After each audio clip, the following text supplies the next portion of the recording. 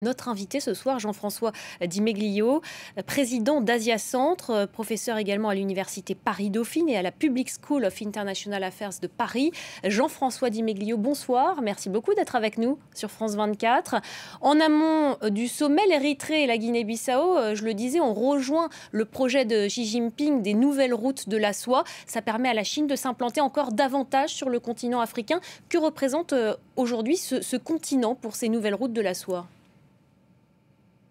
Ce continent, c'est bien sûr un continent dans lequel la Chine est très présente. Elle est présente même avant, bien sûr, le lancement des routes de la soie qui date de 2013. Aujourd'hui, il y a une trentaine de pays africains qui ont signé des Memorandum of Understanding, comme on appelle des accords qui permettent à un pays d'être intégré dans ce grand projet annoncé pour être terminé en 2049 avec une dépense de 1000 milliards de dollars. Ça, ce sont les chiffres officiels. Mais au-delà de la route de la soie, qui est un projet très symbolique et qui d'ailleurs ces temps-ci a tendance à rencontrer quelques difficultés sur les autres continents, au-delà de tout ça, c'est l'intérêt stratégique de l'Afrique pour la Chine qui est en jeu. Depuis 1991, tous les ans, un ministre des Affaires étrangères chinois se rend dans un des pays africains. Il y a des visites de dirigeants chinois en permanence et il est clair qu'il y a une offensive chinoise en direction de l'Afrique dans toutes ses formes. L'Afrique, c'est un continent naturellement multiforme. Les actions de la Chine vis-à-vis de ces différents pays en Afrique prennent différentes instances, à la fois diplomatiques, économiques et bien sûr culturelles, puisque les instituts Confucius en particulier sont très présents. Alors comment justement elle est perçue cette présence chinoise de plus en plus forte sur le continent africain?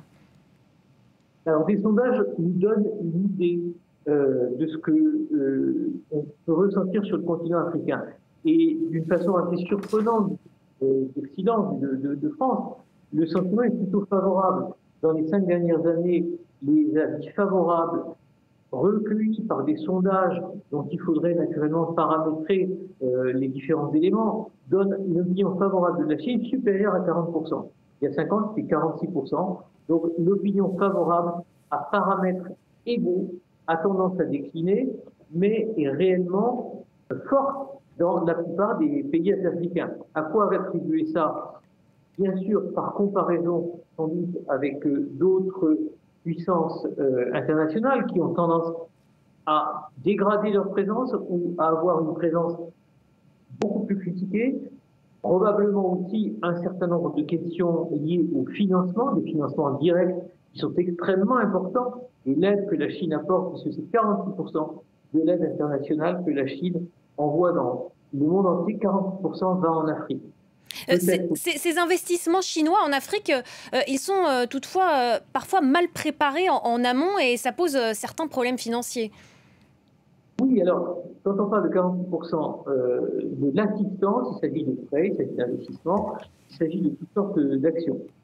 Là, vous parlez d'investissements. Les investissements, ce sont à la fois des investissements pour acheter des actifs en Afrique, ou pour prendre en fermage des actifs en Afrique, que ce soit des actifs agricoles ou des actifs miniers. C'est aussi parfois la construction de routes, 6 000 km de routes, 6 000 km de voies ferrées. Mal préparé, on peut le dire effectivement parce que parfois cela conduit à des échecs, cela conduit par exemple à des retraits brutaux comme on a pu le constater dans certains pays en relation avec des projets miniers d'uranium en particulier. Ceci étant dit, la Chine reste effectivement un des acteurs montants sur le continent africain. Alors concrètement, il va servir à quoi ce nouveau forum ? Vous l'avez dit, donc c'est le 8e. Cela fait partie du maintien de cette relation multilatérale. Elle a une caractéristique intéressante, c'est que c'est un forum qui va rassembler les pays africains et les représentants de la Chine. Donc on n'est plus dans le bilatéral, comme c'est très souvent le cas de la Chine, avec ses partenaires, mais on est dans le multilatéral. Déjà, ça c'est très important. On va parler bien sûr de pandémie, mais il faut se rappeler que la pandémie est moins une préoccupation en Afrique pour toutes sortes de raisons que sur le continent à nous. La Chine est présente à travers la diffusion de ses vaccins en Afrique, mais on va surtout parler de dette. Parce que l'un des grands problèmes de l'Afrique vis-à-vis de la Chine, c'est la dette énorme que l'Afrique a contractée vis-à-vis de la Chine, la plupart des pays africains, Et ces dettes, lorsqu'elles ont des difficultés, ne sont pas restructurées dans le cadre du Club de Paris, qui est l'instance internationale à laquelle la Chine n'est pas rattachée. Et donc, lorsqu'un pays africain a un problème de dette avec la Chine, il doit le négocier en bilatéral.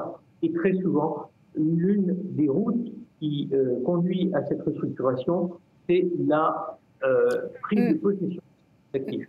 Merci beaucoup, Jean-François Di Meglio.